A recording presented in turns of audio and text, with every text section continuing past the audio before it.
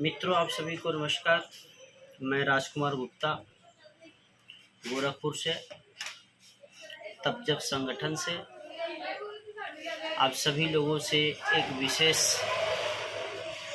जानकारी साझा करनी थी। आज दिनांक है आपका 15 जुलाई 2024। आज के डेट में हमारे एक साथी यानी कुशीनगर ज़िले के निवास करने वाले हैं, हमारे ग्राम सभा के ही एक साथी हैं, जिन्होंने आज के 2-3 माह पहले, मान के चलिए लगभग 3 माह पहले, बतौर अभिकर्ता उन्होंने काम किया हुआ है। और उन्होंने 2-3 माह पहले जो है कि PIDGR.in पे ऑनलाइन शिकायत करी है। जो भी निवेशक हैं उनके 2-4 कस्टमर थे, उनका उन्होंने PID एक्ट के तहत जो है कि ऑनलाइन जो है कि शिकायत दर्ज किए हुए थे, जिसकी जांच पड़ताल के लिए हमारी कुशीनगर ज़िले के CO जो है, खड्डा CO हम लोग कहते हैं, उनके पास वो फाइल आई हुई है।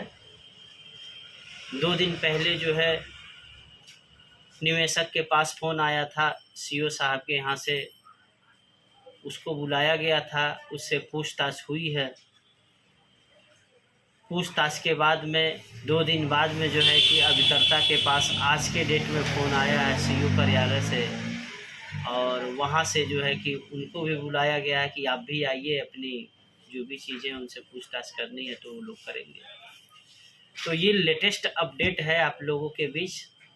यानी जो हम लोग फॉर्म जमा किए हुए थे तहसीलों में या PID एक्ट के तहत, जो ऑनलाइन फॉर्म आवेदन हमने जो है कि चाहे वो किसी भी कंपनी के पीड़ित हो किए थे, तो उसका जांच पड़ताल वाला कार्यक्रम जो है कि चालू हो गया है। अब तो फाइल जो है कि CO के पास पहुंच गई है। इसमें सभी अभिकर्ता साथी ध्यान दें कि जब भी आपको कहीं बुलाया जाए, चाहे थाने पे, चाहे SP कार्यालय, चाहे CO कार्यालय, CO मतलब समझ रहा है ना, क्षेत्राधिकारी। पहले SP होते हैं, उसके बाद CO होते हैं, फिर थानेदार होते हैं। तो जो बीच के होते हैं, 2-4-10 थानों का देख रेख करते हैं, उनको CO कहा जाता है। क्षेत्राधिकारी होते हैं, उनका अलग अलग क्षेत्र होता है कि उनके अंतर्गत कितने थाने आ रहे हैं। ठीक उसी तरह से CO कार्यालय से जो है कि बुलाया आया था। तो अभिकर्ता साथी ये ध्यान दें कि कभी भी आपको अगर जो किसी भी जांच पड़ताल पूछताछ के लिए बुलाया जाता है, तो आप लोग कभी भी वहां जाएं तो एक दूसरे मित्र को जो है कि हम इस काम के लिए यहाँ जा रहे हैं, इस चीज़ को साझा कर दिया करें। आपके जो करीबी संगठन के पदाधिकारी हैं उनको भी ये चीज़ आप बता दें कि ऐसी ऐसी घटना है, मैं यहाँ जा रहा हूँ।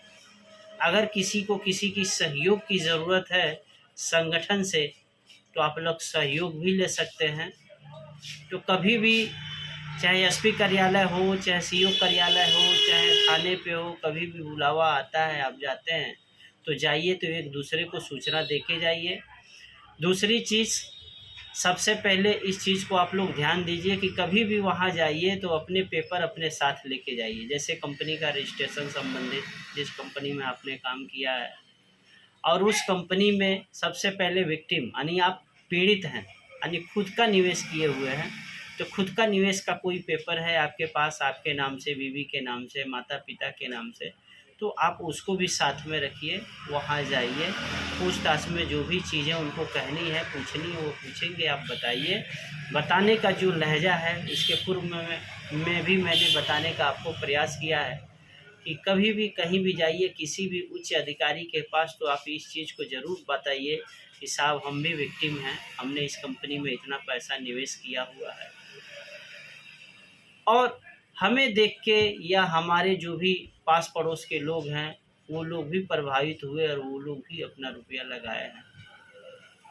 तो इस तरह से सारी चीज़ें आप रखिए, तार्किक तरीके से रखिए, पुलिस वाले आपकी बात को समझेंगे। कुछ 1-2 पुलिस वाले हैं जो जानबूझ के जो है कि आपको घसीटने का, फंसाने का, धमकाने का काम करते हैं, तो उनसे डरे ना। जो सच्चाई है उसको बताएं, और ये ज़रूर बताएं कि हम पीड़ित हैं और हमारा ये इतना रुपया इस कंपनी में जमा है। ये सब चीज़ रखते हुए जो है कि उस प्रशासनिक अधिकारी के पास जो है कि रखने का काम करिए।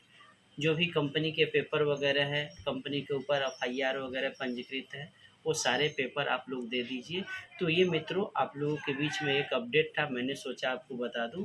नमस्कार।